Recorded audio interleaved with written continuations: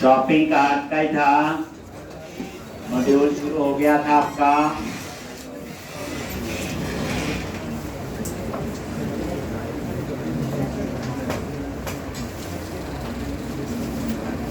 तो यहाँ पे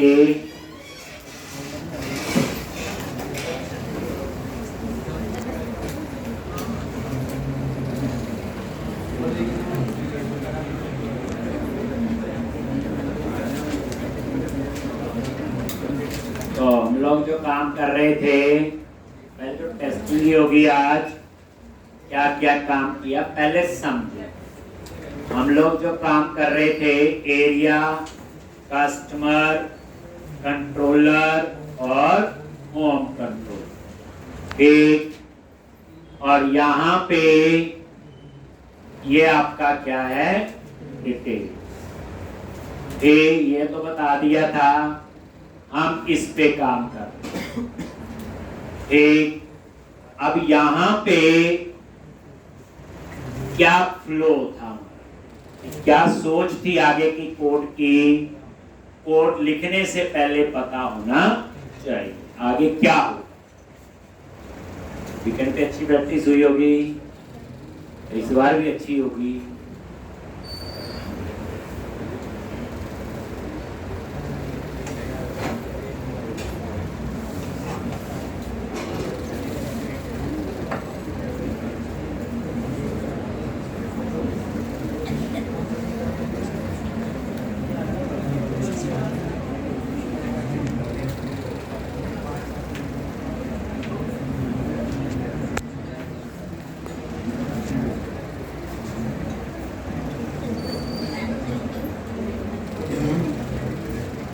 पहले एक बार देख लेते हैं कैसे चल रहा है। तो आपने नोटिस किया कि आपका जो प्रोजेक्ट है,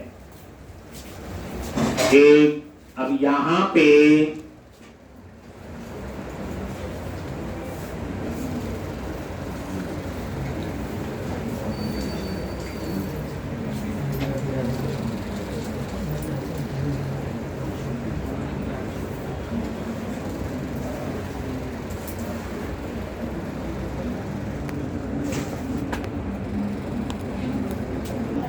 ये देखो, जैसे हम डिटेल पे क्लिक करें, यहां तक तो कोड हो गया।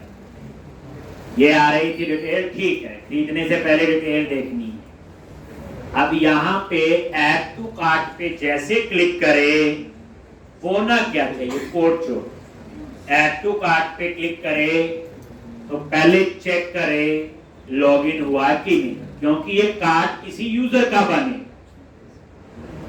एक खरीदना बात की बात है। तो ऐड टू कार्ट पे हमने ऑथराइज लगाया हो, वो पहले क्या करता है, यहाँ पे ऐड टू कार्ट देखो, उसने बोला जी लॉगिन कर। हम लॉगिन नहीं है तो हम अब क्या करेंगे, लॉगिन। जो भी यूजर है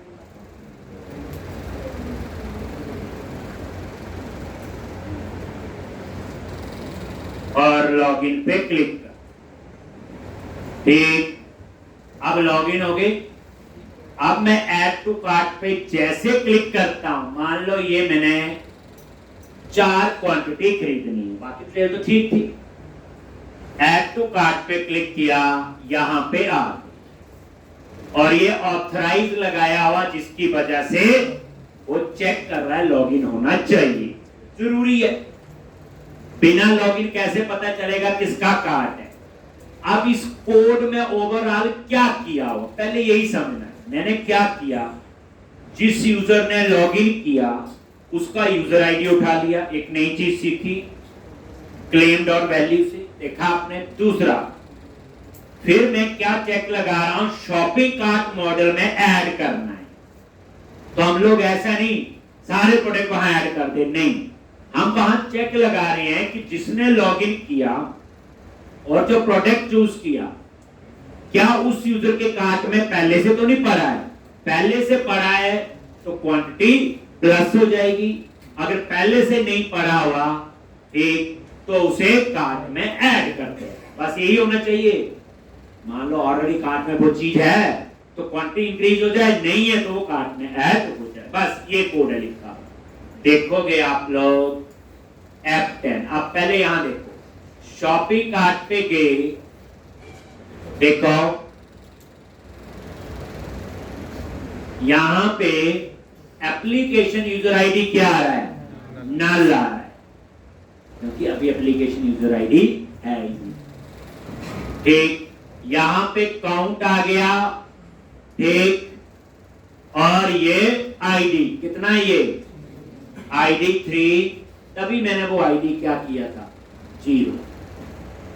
ठीक, उसके बाद ये प्राइस, वो प्राइस अभी टेबल में है ही नहीं, नॉट मैप है, याद करो। और ये प्रोडक्ट आईडी आ गया, कौन सा प्रोडक्ट खरीदना है, तो F10 प्रेस किया, ये आईडी 0 हो गया, क्योंकि आईडी खुद जनरेट होगा 1 2 3 कर।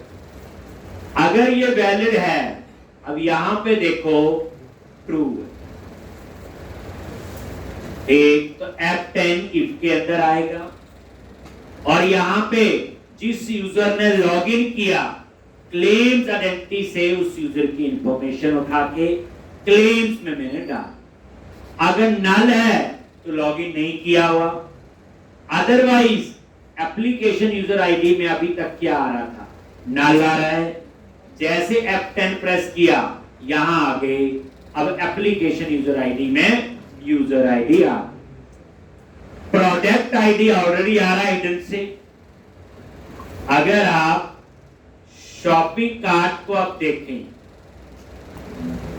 यहां पे प्रोडक्ट आईडी आ गया जी 3, कौन सा प्रोडक्ट कार्ट में ऐड करना है, यूजर आईडी आ गया जिस यूजर ने लॉगिन किया हुआ, 2 चीजें हो गई, क्वांटिटी आ गई 4, और यहां पे आईडी ऑटो जनरेट होगा जब सेव होगा, प्राइस अभी इसमें नहीं, नॉट मैप है।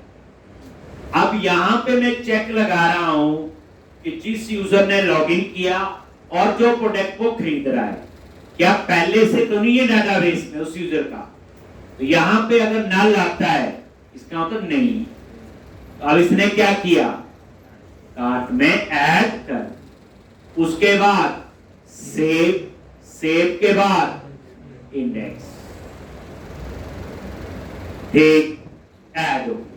अब हमें क्या पता, तो डाटाबेस में चलते, कहां जाओगे, अपने डाटाबेस में गए,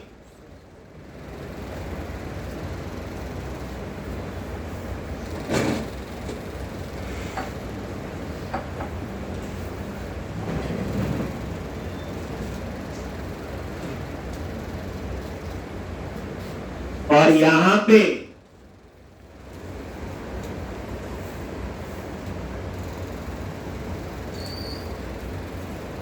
डेटाबेस,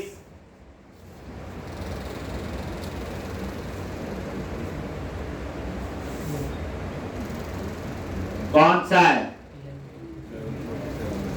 DBE कॉम, और शॉपिंग कार्ट में देखो एक रिकॉर्ड एंटर हो गया।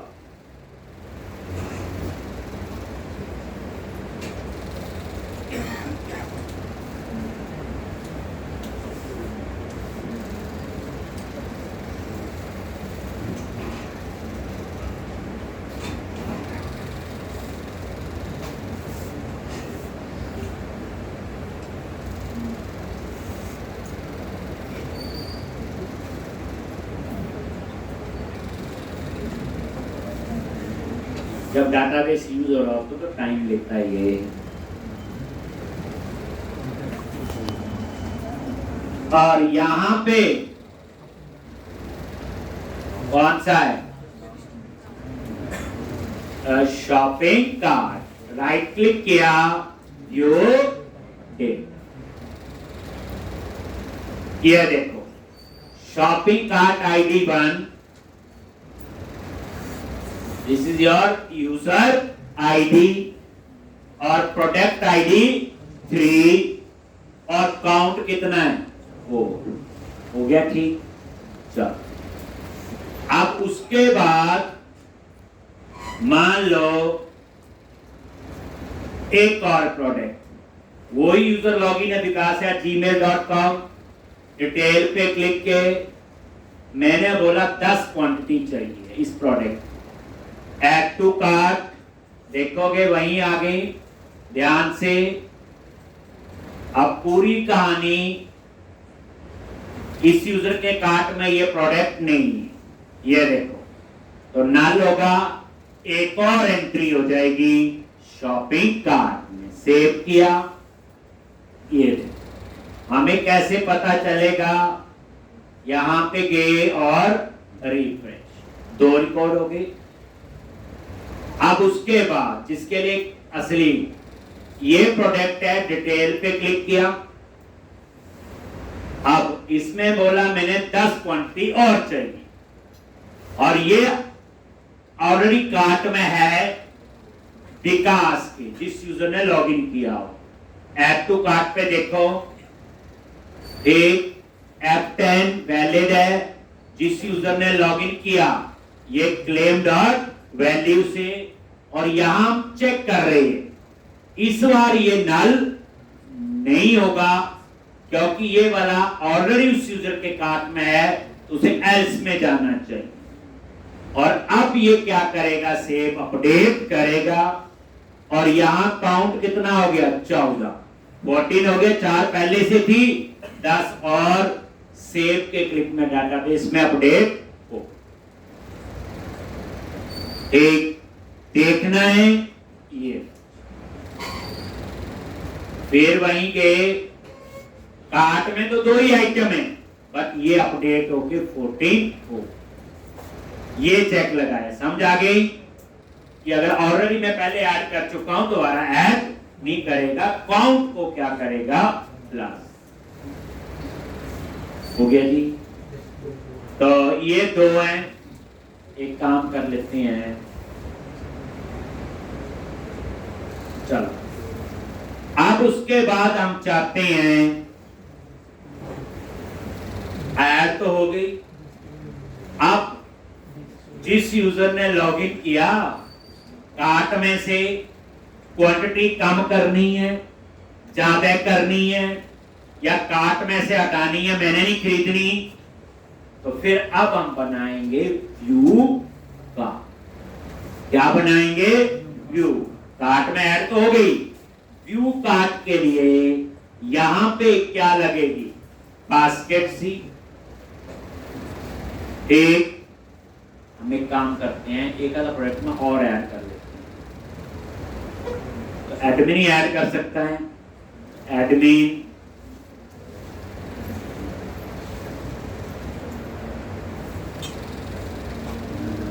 एडमिन जो है, एक प्रोडक्ट और 2 हैं ऐड,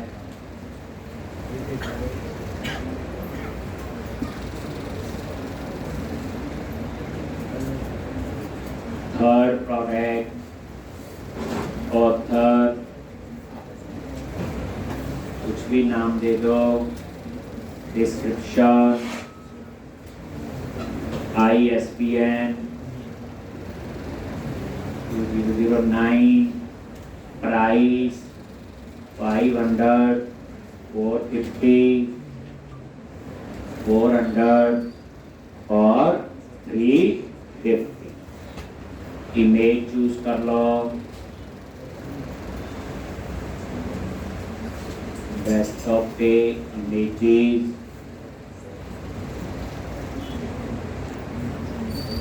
इसकी इमेज डाल रहे थे, तो चलो ये डाल लेते हैं आप। कैटेगरी स्पोर्ट्स और हार्ड कवर से 3 प्रोडक्ट हो गए, होम पे गए 2 की जगह 3। अब लॉग आउट कर लो, लॉग इन कर लो विकास, तो विकास से लॉग इन किया, और ये लॉगिन होगा। ये थर्ड प्रोडक्ट जो है, यहाँ पे गए, डिटेल आपने बोला इसकी मुझे 15 क्वांटिटी, या इसकी मुझे 3 चाहिए, ऐड टू कार्ट, आगे वहां पे अब इसके कार्ट में एक और ऐड हो जाएगा, नल है, ऐड और हो गया जी। तो इतनी कहानी तो हो। अब मैं चाहता हूं आगे डाटाबेस में तो मैं चेक कर पा रहा हूं, यहां पे एक व्यू का, तो उसके लिए आपको क्या करना पड़ेगा, एक बास्केट सी लगेगी, वो तो फॉर्मेशन से लगा लेंगे, बीच में कार्ट का काउंट होगा। जैसे इस यूजर के कार्ट में अभी कितनी आइटम है, 3, और क्वांटिटी थोड़ी बोली मैंने, कार्ट में तो 3 ही है ना, 1। तो अब हमें वो काउंट चाहिए है, तो अब ये ब्रेक पॉइंट हटा दो, ये आपका टेस्ट हो। 1, आप ये देख लो डाटाबेस ओपन है, ये देखो कार्ट में कितनी आ गई, 3। 1 क्वांटिटी नहीं देखनी, क्वांटिटी तो बुक की 2 भी हो सकती, 100 भी हो सकती। अब आपने क्या करना है, हम यहां यूज करेंगे काउंट के लिए सेशन वेरिएबल। देखो नॉर्मल वेरिएबल का डाटा तो लॉस्ट हो जाता है, क्योंकि सारे वेब पेज क्या होती हैं, स्टेटलेस होते हैं। जब भी रिक्वेस्ट सर्वर पे जाती है, पेज नया बन के आता है, उस पेज पे जो वेरिएबल होंगे सबका डेटा लॉस्ट हो जाएगा।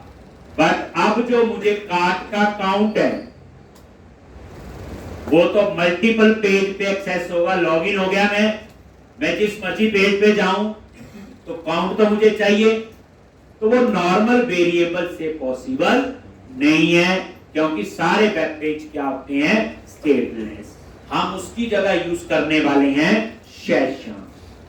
क्या यूज करोगे, सेशन। ठीक, क्या यूज करेंगे हम लोग, सेशन। तो अब हमने क्या करना है,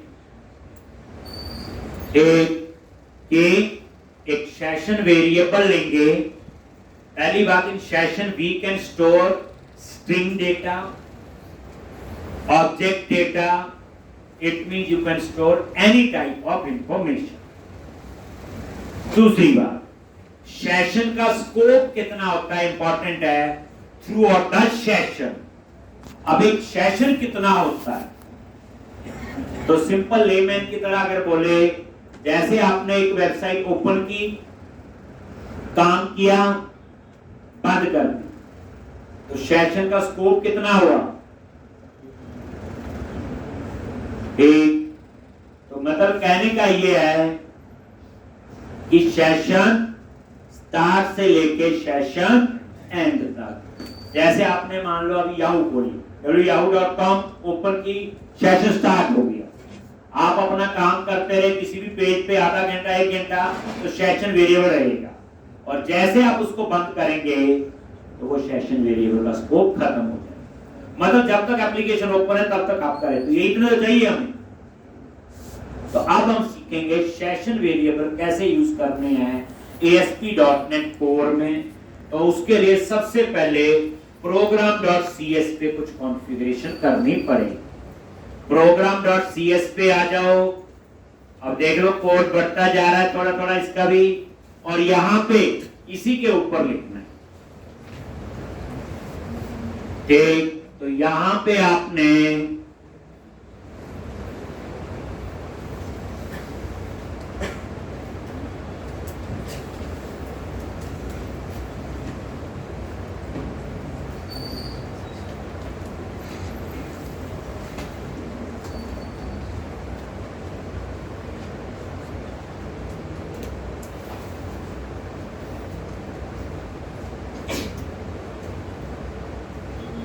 ये लिखोगे, एक कॉन्फ़िगरेशन होता है, जो भी program.cs में लिखते हैं कॉन्फ़िगरेशन है, इसका कोड अपने आप चलता है, कॉल करने की जरूरत नहीं।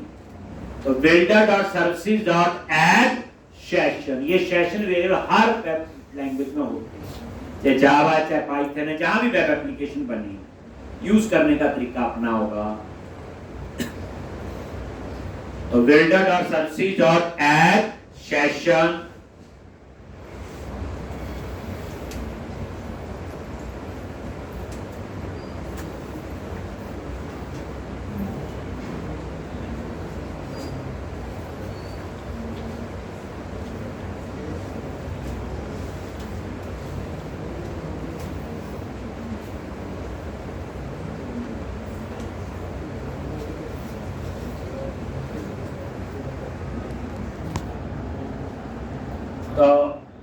Session dot idle time out,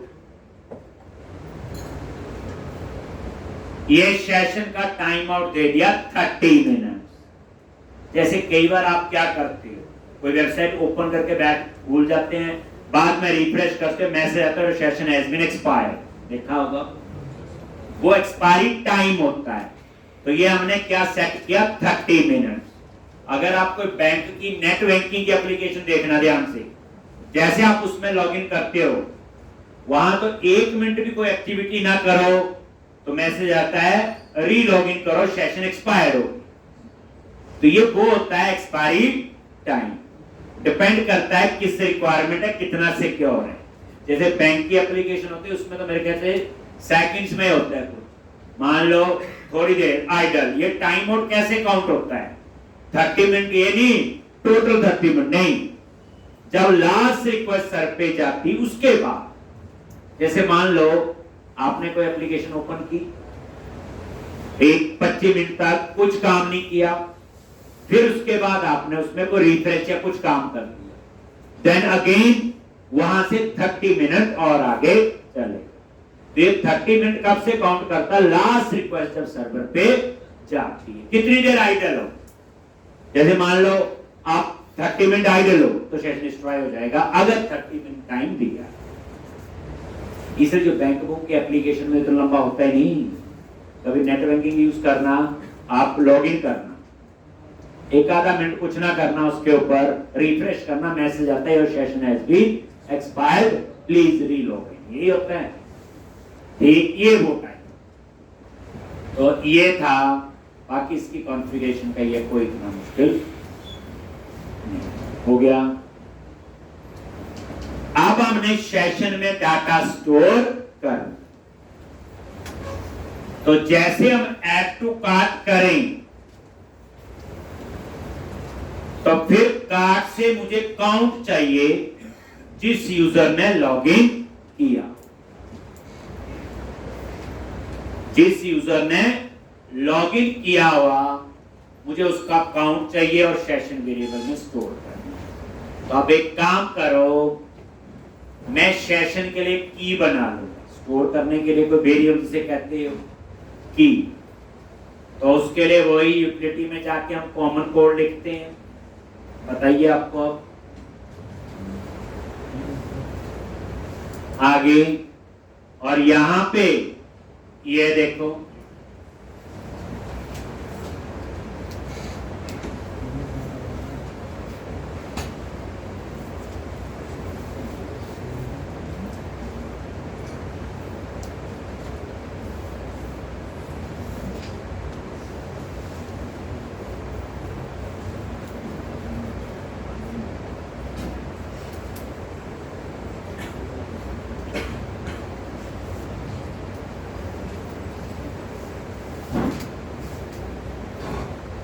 ये लो, ये उसी क्लास के अंदर एक आपने कांस्टेंट ले लिया, कांस्टेंट पता ही है कहीं और चेंज नहीं हो सकता, यही चेंज होगा। और यहां पे उसी क्लास के अंदर आपने ये की बना दी, कार्ट काउंट सेशन, लेकिन हम तो ये लिखेंगे एसएस कार्ट सेशन काउंट।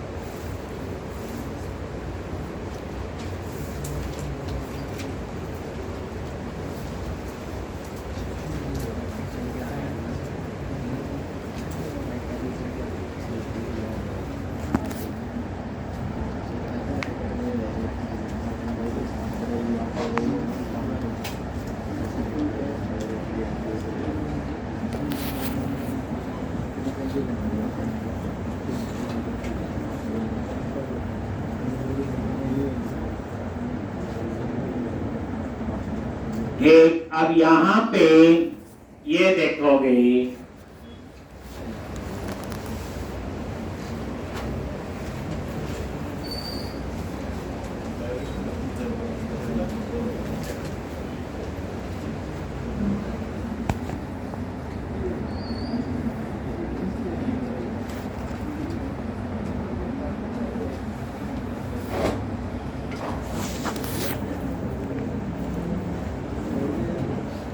एक अब यहां पे, तो जहां पे ऐड टू कार्ट उसके बाद ही चाहिए सेशन के कार्ट में कितनी आएगी, उस हिसाब से काउंट बढ़े या कम। तो अब हम वो कोड लिखेंगे, ऐड टू कार्ट वाला जहां अभी थे,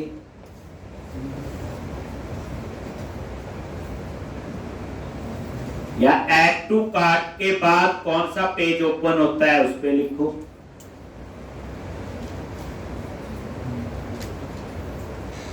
इतना लिख लिया। चलो अब आप बात समझो, कोड कहां लिखना है। कोड तो एक दो लाइन का है, वो आपको आ जाएगा, और ये काफी जगह लिखना होगा। जैसे जैसे जहां हमें लगेगा वहां लिखेंगे, कोई रट्टा नहीं। जैसे ये देखो,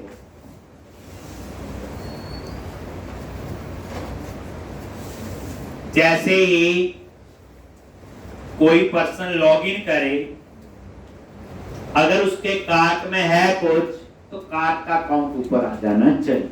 बताओ कहां लिखना होगा।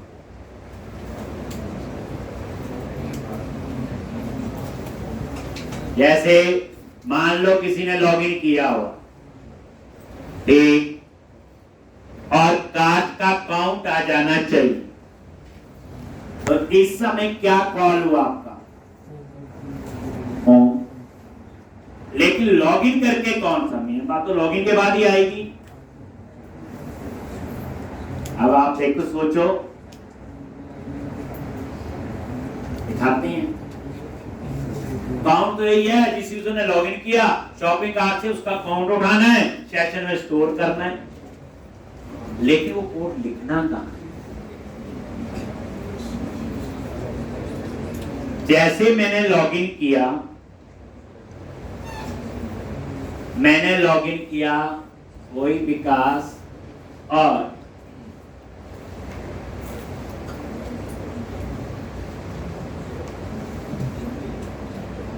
लॉगिन हो गया।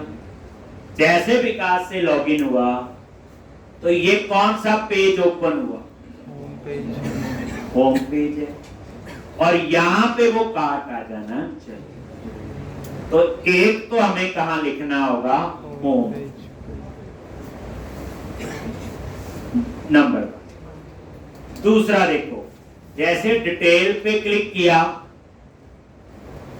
और मैंने बोला जी 11 क्वांटिटी और खरीदनी है इसी, तो जैसे मैं ऐड टू कार्ट पे क्लिक करूं, तो ऊपर कार्ट का काउंट भी चेंज होगा अगर होने वाला है तो फिर मुझे ऐड टू कार्ट का जहां कोड लिखा हुआ वहां भी लिखना पड़ेगा। तो पहले हम ऐड टू कार्ट पे चलते, लॉग आउट कर दिया, ऐड टू कार्ट का भी लिखा था। मेन प्रोजेक्ट में गए, area, customer, controller, home controller, और यहां डिटेल, यही था। एक या तो मैं यहां लिख सकता हूं, एक कार्ट में ऐड होने के बाद, मतलब कहने का यहां पे सेशन काउंट, यही होना चाहिए ना, जैसे कार्ट में ऐड हुआ है। ठीक, तो पहले हम यही लिखते हैं। तो यहां पे काउंट वेरिएबल लेना हमने,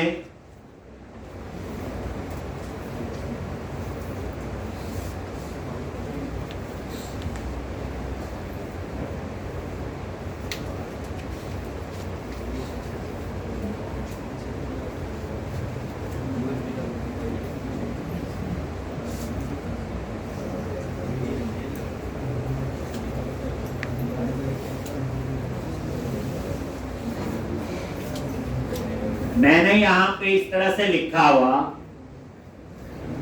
जैसे आप ऐड टू कार्ट करते हो उसके बाद वो कहां जाता है, इंडेक्स पे। अब यहां लिख लो चाहे इंडेक्स पे भी लिखना पड़ेगा। बिना कार्ट के पुराना कार्ट का काउंट चाहिए तो मुझे दो जगह लिखना पड़ता था, लेकिन अब मैं यहां नहीं लिखूंगा, क्योंकि जब भी मैं नया ऐड टू कार्ट करूंगा तो जाऊंगा कहां पे, इंडेक्स पे, और जब ऐड टू कार्ट नहीं भी किया तो भी कहां जाएगा, इंडेक्स पे। तो इसलिए दो जगह कोड लिखने की बजाय आप कहां लिख दो, एक इंडेक्स पे, इसके ऊपर यहां। एक अभी ये सेशन वाला कोड जो है बच्चे ये कॉमन होगा और ये काफी बार हमने लिखना है, एक बार। सबसे पहले जिसने लॉगिन किया तो उसके लिए तो कहानी पुरानी है, क्या लिखा था, var claims identity is equal to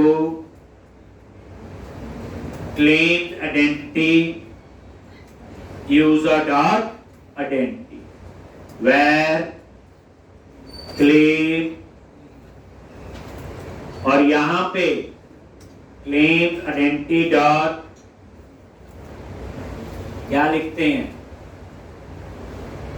claims identity dot find first dot find first, और क्लेम टाइप नेम आइडेंटिफायर। ठीक, अब क्लेम डॉट वैल्यू में क्या होगा आपका, बोलो। ठीक, तो यहां पे अगर लॉगिन किया है तो यहां लगा दिया नॉट इक्वल टू नल, तभी नल नहीं होगा। अगर लॉगिन नहीं किया है तो ये वाला कोड नहीं चलेगा। तो नॉट इक्वल टू नल, और यहां पे काउंट, कैसे, वेर काउंट वेरिएबल ले लिया, और यहां पे unit work dot shopping cart dot get on, और यहां पे shopping cart dot application user ID, और जिस यूजर ने लॉगिन किया हुआ क्लेम डॉट वैल्यू, और यहां पे dot to list dot count, और ये क्या देगा उसका काउंट। ये देखो गेट ऑल ये कर दिया, और ये काउंट आ गया। बस यहां पे ये उसका काउंट, ये देख लो, ये कंडीशन होगी ना, where application user ID is equal to जिस यूजर ने लॉगिन किया।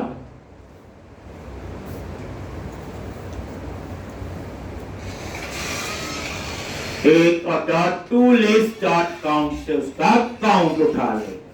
अब उसके कार्ट में 3 आइटम है तो काउंट 3 आ जाएगा, 2 होंगी तो 2। उसके बाद इसे स्टोर करना है कहां पे, तो http context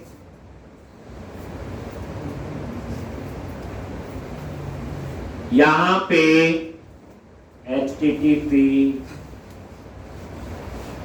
context dot session dot set 832 और की का नाम SD, तो SD आपको यहां पे एक्सेस करना है। तो वही की का नाम, वो यूटिलिटी वाले प्रोजेक्ट पे गए और क्या नेम दिया था, ये और ये काम। तो सेशन में जो डाटा सेव करने के लिए ये लाइन लिखनी है, http context dot session dot set in 32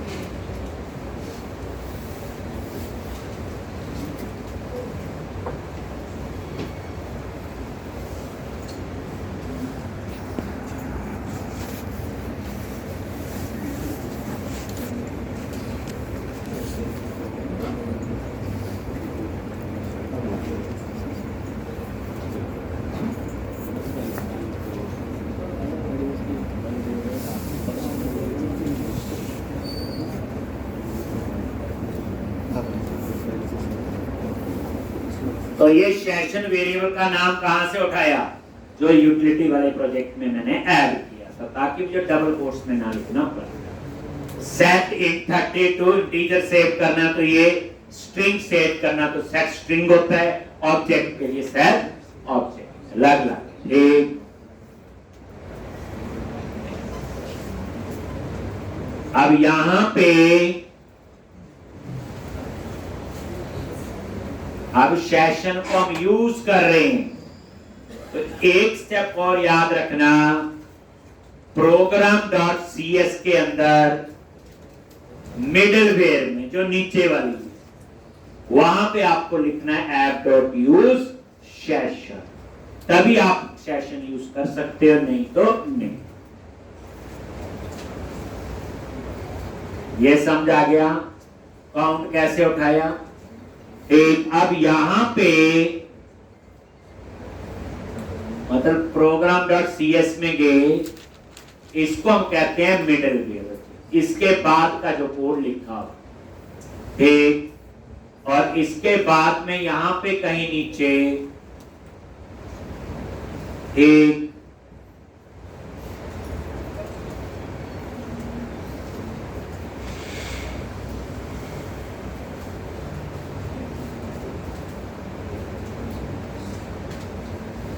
यहां पे राउटिंग के बाद app.use क्या लिखोगे, सेशन। बट ये लाइन हो सकता है राउटिंग के ऊपर लिखो ना चले, इसलिए प्रॉपर ध्यान देना, राउटिंग के बाद यूज सेशन।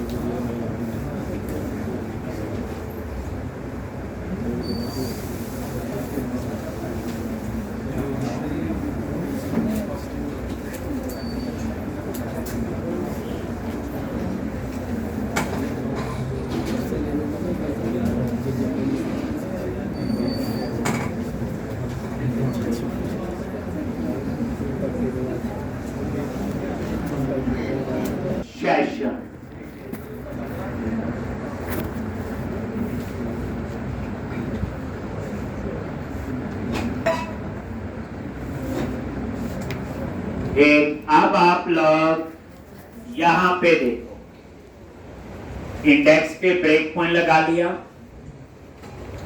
होम कंट्रोलर के इंडेक्स पे। अब क्या होगा, बिना लॉगिन जब यहां पे आओगे काउंट में कुछ भी नहीं आएगा, देख लेते हैं।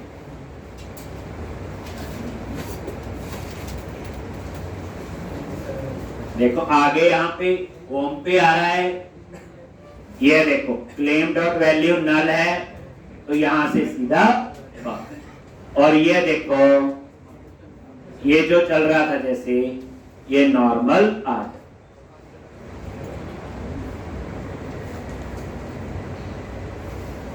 अब कौन सा कोड कहां लिखना ये भी इंपॉर्टेंट है।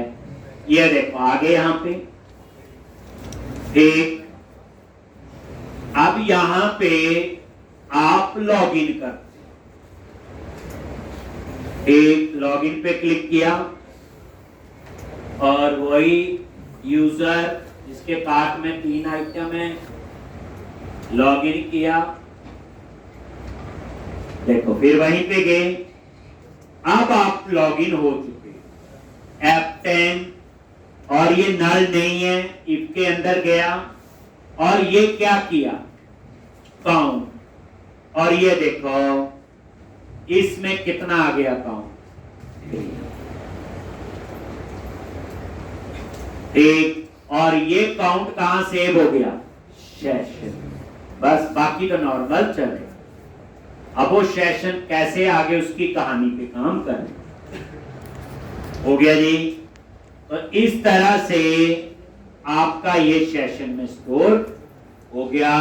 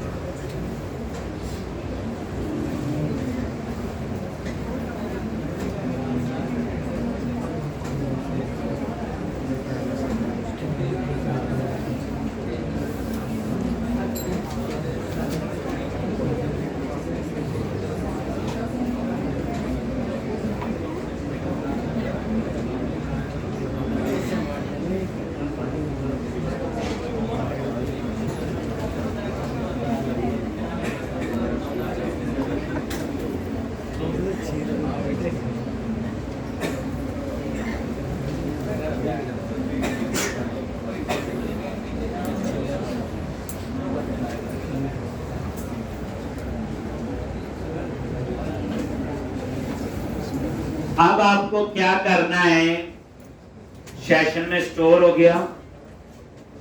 अब हम यहां पे इसे डिस्प्ले करें, तो उसके लिए कहां जाना पड़ेगा, लेआउट। एक तो ये वाला ब्रेक पॉइंट आपका चेक हो गया। ठीक, अब लेआउट पे जाओ, तो वही मेन प्रोजेक्ट में व्यूज के अंदर शेयर और शेयर के अंदर लेआउट। और लेआउट में कहां पे, ये जो ड्रॉप उसके बाद में एक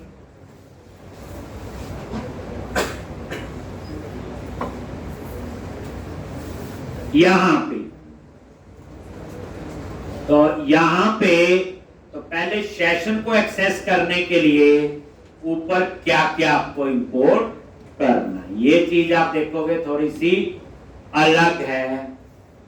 क्या क्या इंपोर्ट करना अपने लेआउट,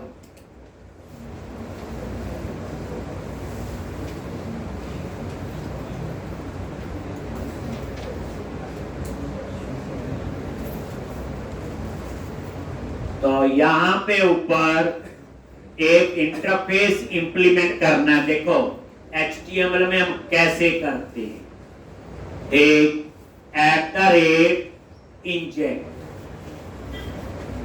ठीक, जैसे वहां इंटरफेस कैसे इंप्लीमेंट करते हैं जो हम लोग TI से करते थे ये, और इंटरफेस का नाम है IHTTP कॉन्टेक्स्ट एक्सेसर, और उसके बाद वेरिएबल का नाम तो हम मर्जी से कुछ भी रख सकते हैं। मैंने ऐसे HTTP कॉन्टेक्स्ट एक्सेसर, तो ये इंजेक्ट होता है इंटरफेस को इंप्लीमेंट कर। कोड में तो पता है, वहां तो हम लोग पहले इसका वेरिएबल लेते हैं, फिर कंस्ट्रक्टर में इनिशियलाइज करते हैं, वही बात है। एक और उसके बाद एक और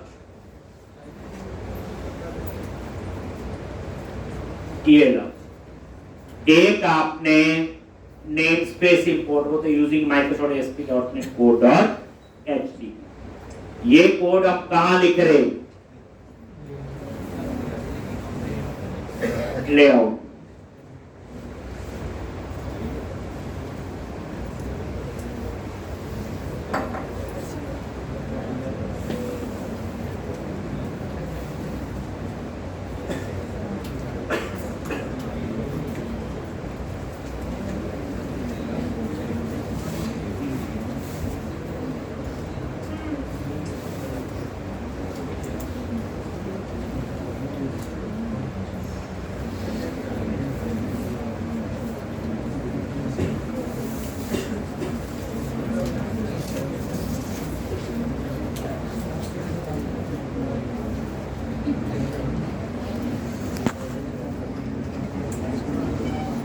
अब आप यहां आ जाओ, वो वही अनसॉर्टेड लिस्ट में बिल्कुल लास्ट। ठीक, अब यहां पे हम क्या लिखेंगे,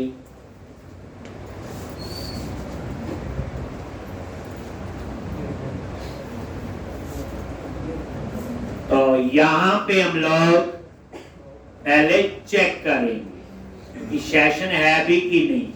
एक देख लो अनसॉर्टेड लिस्ट के अंदर बिल्कुल लास्ट में http context accessor dot http context dot session dot get in 32 save करने के लिए set in 32, रीड करने के लिए, और इसमें हम क्या देंगे की सेट और वही की। और अगर ये नल है या not equal to null, not equal to null, तो गेट इन 32 होता है सेशन से रीड करने के लिए, सेट इन टू 32 होता है सेव, वही http context dot session dot get, but HTML में यूज करना पड़ा http context access and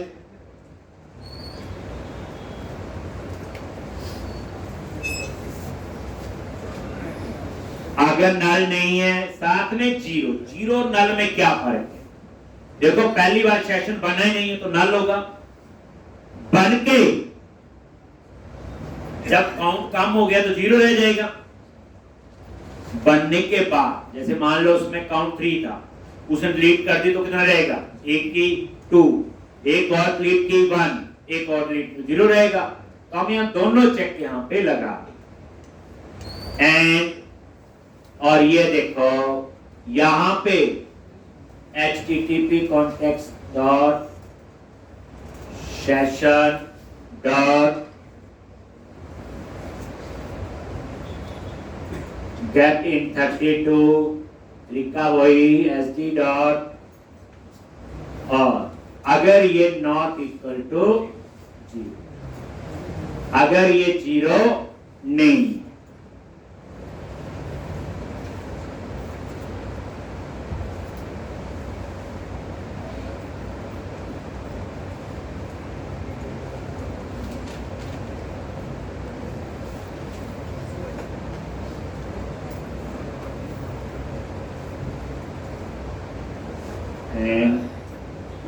तो नहीं हो गया, लगाई,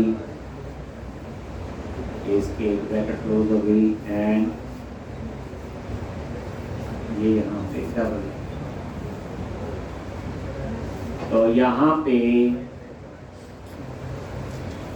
एंड ये मैं नीचे कर देता हूँ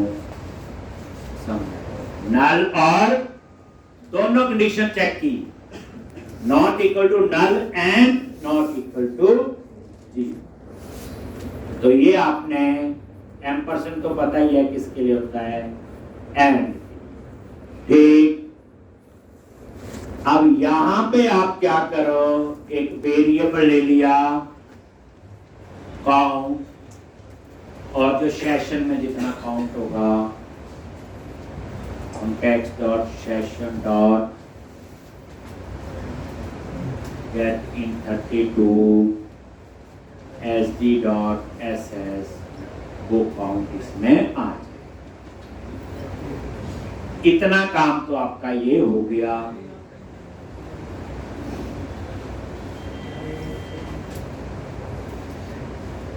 ये लिख रहे हैं लेआउट पे अनसॉर्टेड लिस्ट में लास्ट में। अभी कुछ नहीं, सिर्फ चेक किया कि सेशन में है भी कि नहीं। अगर है तो एक लोकल काउंट वेरिएबल लेके मैंने उसमें, तो सेशन में स्टोर करने के लिए सेट इन 32, रीड करने के लिए गेट इन 32, बस इतना डिफरेंस है। ठीक,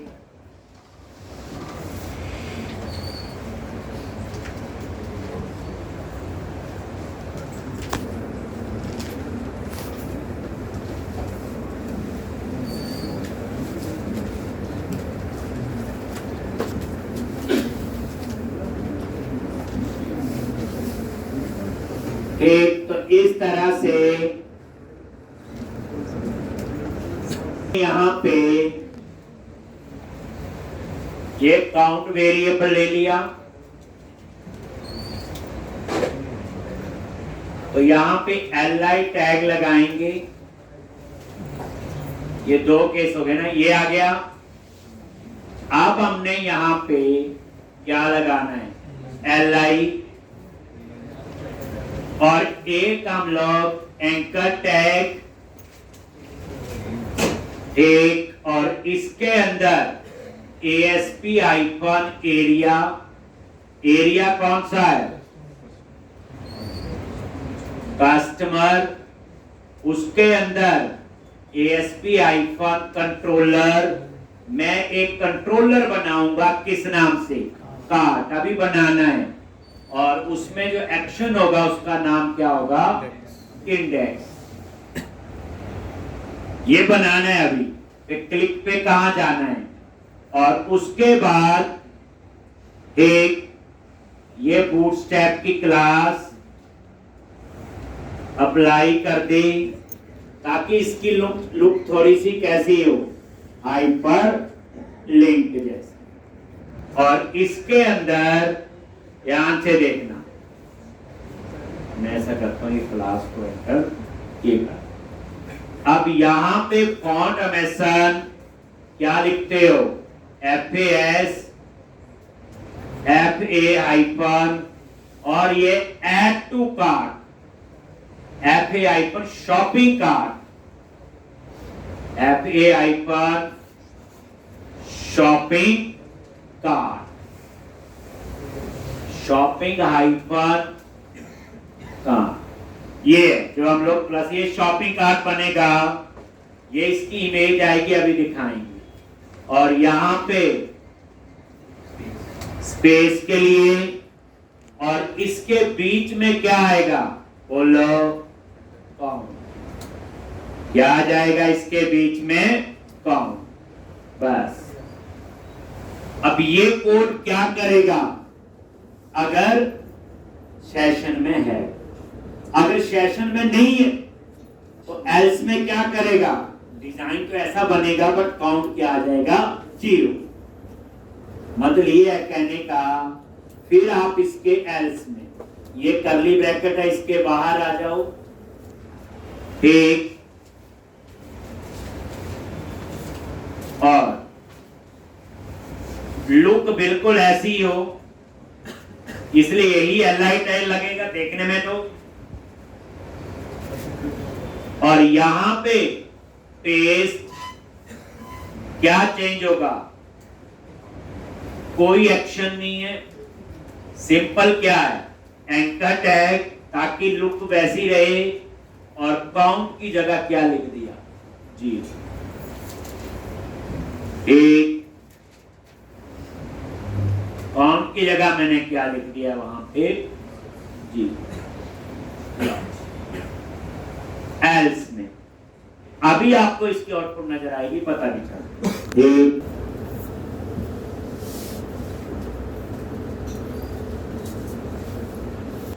इसकी आउटपुट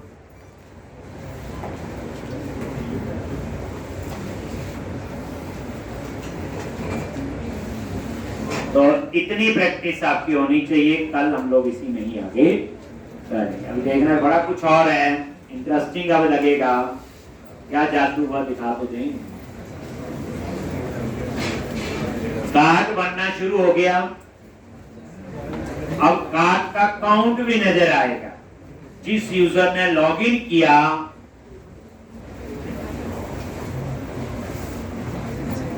ये देखो 0 आ रहा है, ये आ रहा है, देखो बास्केट से, ये है वो FA आइकन शॉपिंग कार्ट। अगर आप लॉगिन करते हो, ये देखो उस यूजर से, अब आप इसमें देखो लॉगिन किया, वो देखो कितना आ गया, 3। अब आगे क्या होना चाहिए, जैसे हम इस पे क्लिक करें तो उसने फिर कार्ड व्यू करना है, तो उसके लिए हम एक और कंट्रोलर बनाएंगे कस्टमर एरिया के अंदर, और उसका नाम क्या रखेंगे, कार्ट, और उसके अंदर एक एक्शन होगा इंडेक्स।